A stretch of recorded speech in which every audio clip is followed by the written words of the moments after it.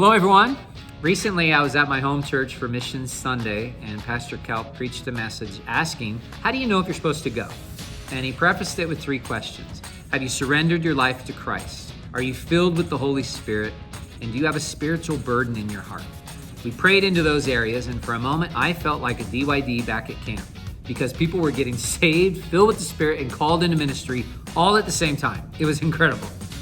Those outcomes are part of the reports that every lead pastor is filling out right now for the national office called ACMR.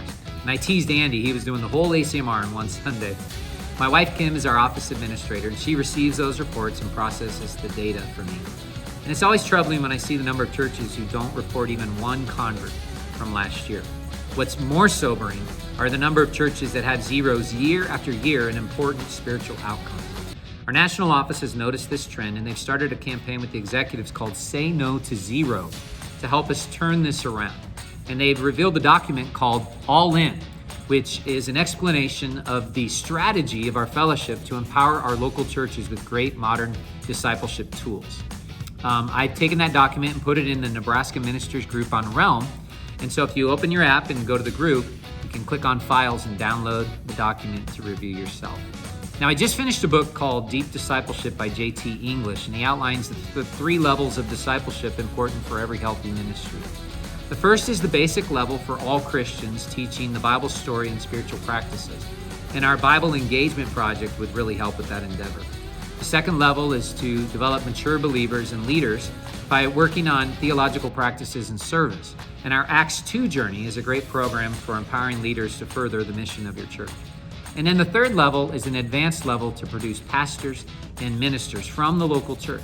And our schools of ministry can assist with that. And also the great tool of the local church credential is at your disposal as well. How active are these levels in your local church today? Do you know where to look for resources in our network to help you out? One of the things I try to pray for regularly is the health of our churches. And I'm praying that every week people be visiting your groups and meetings. And every month, people be getting saved and filled with the Spirit and called into ministry. Would you join me in that prayer, maybe once a week, praying together for that? Would you download the All-In document and review the great resources of our fellowship? A great way for local churches to stay involved in the AG. And then would you commit to say no to zero, along with the executives and myself, as we try to change this trend and see great spiritual outcomes in 2023? If you'd like to keep the conversation going, I encourage you to talk to our church ministries directors. They're experts in these tools. We've got our men's director, Kevin Roach, our women's ministries director, Cherie Brown, Hispanic ministries is Ann-Laura Chavez out of Columbus, and my staff member, Gerardo Macias, is Next Gen Student Ministries. Until next time, always walk holy, work hard, and worship Him. God bless.